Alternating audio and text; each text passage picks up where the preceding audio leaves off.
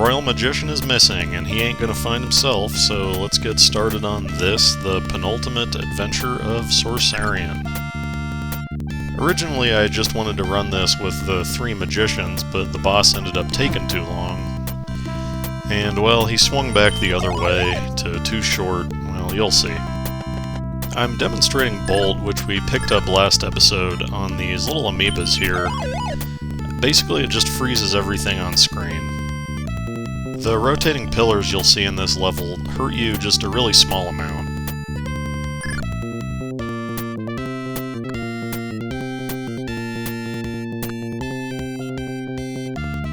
The use of animation and perspective in the level design here gives kind of a sense of a big, weird, volcanic machine. The location of this flame crystal brings back bad memories of the crystal and the stolen scepter.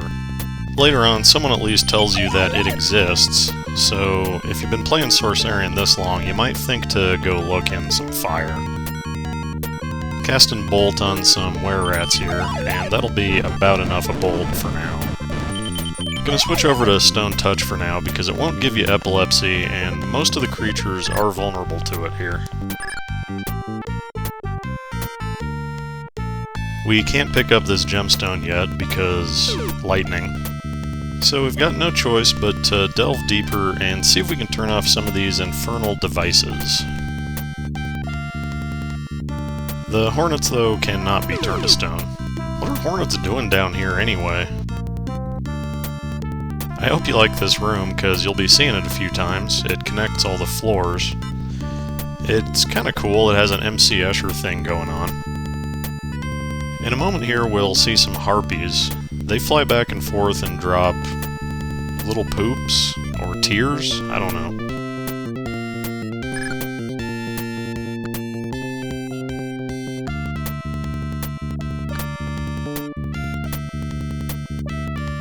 Okay, this is kind of a lame puzzle.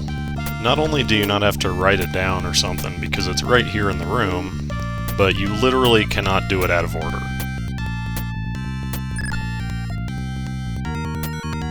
Anyway, we've shut down the lightning on the red gemstone now, so let's fast forward back up there.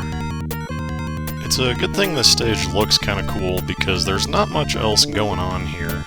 There's only 2 songs, the main theme and the boss. There's no real characters to speak of.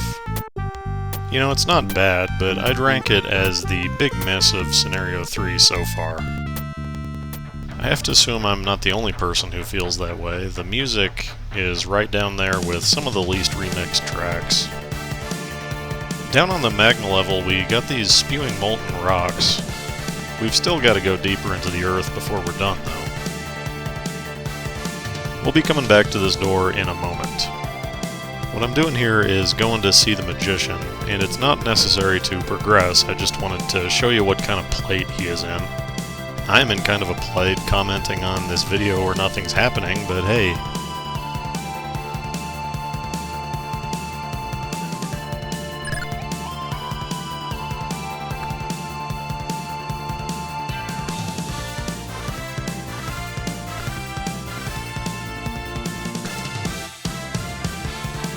So this big fella is Logrek, the Royal Magician. We'd be hard-pressed to actually get crushed here, but we can't pass through at any rate. We're gonna head back to that central door in the previous hallway now, and take the flame crystal with us, because we will need it later. It's another situation where there's multiple locks, but just one key.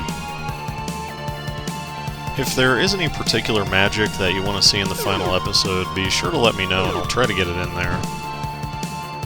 Off the top of my head, I can't think of any particularly impressive effects that I haven't shown off yet, but if something sounds cool, that's enough. Down here we run into some ogres, which at this point we kind of have to assume are the masterminds behind this kidnapping. And no amount of strength or vitality will get you through that door. This right here is another downpipe, although in my first test run I just completely didn't notice it and had to run around the entire map like twice. Is it just me, or is this room seriously ugly? I feel like the tile layout here is just blocky and bad.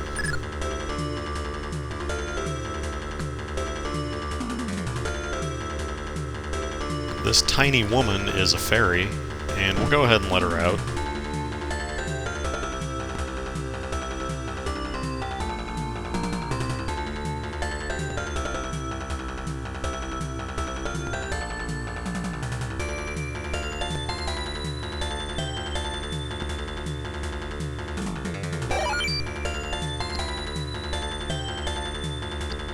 This energy rod gives us the strength to open that gate back above, but it's a good thing we got a hint for the fire demon because he's right over here.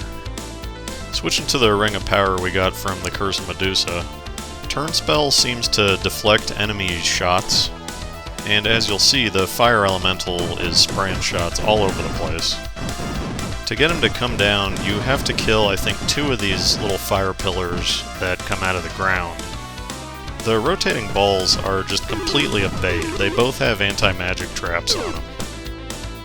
So this is actually kind of a cool little 2-stage fight with some puzzle solving under duress. And if no one in your party has over 10 strength, it can actually take kind of a long time. I almost forgot to turn around and get the chainmail here. But the fire elemental is a totally optional boss. You don't have to come over here at all. And you certainly don't really need the chainmail. Just another generic item that kind of buffs your defense. We're taking the flame crystal with us because we will need it to get back to where the magician is. Anyone out there ever played Popful Mail? It's another Falcom side-scroller that came out on the Sega CD, things of that generation. But I was reminded of it because of 1 or 2 cameos in another Falcom game, Vantage Master, which is a really cool strategy game. Anyway, the side orbs back there don't do anything, but the middle orb teleports you to this little room, where you can deal with janky trigger placement to pick up the Morning Star.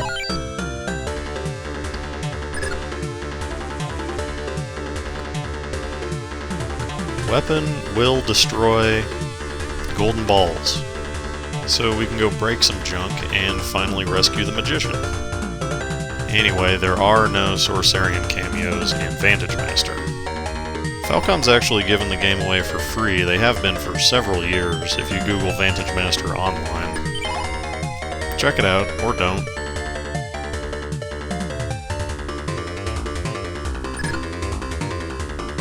Kinda comically, after you shatter the big ball, the 2 little red balls come alive and start attacking you. That lavender has always been there, by the way, I just forgot to get it earlier. Now we're going to the only part of the map we haven't seen. And here we have some more of those undulating pillars that we love so much.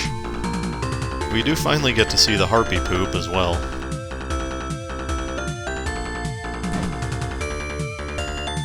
The door is locked behind us and we are trapped with 2 killer balls. They're actually pretty hard to hit. On top of being really tiny, they move pretty erratically. But ultimately, no real threat. At this point, the rotating pillars trapping Logrek have been shut down, so we can go get him. I feel kind of bad that we have such a dull adventure so close to the end here. Maybe it's just me. There's been some new positive words in the thread, though. I appreciate that. And one guy asked when we're going to fight Blackula. I don't know what that means. Is that code or something? This magician is so big.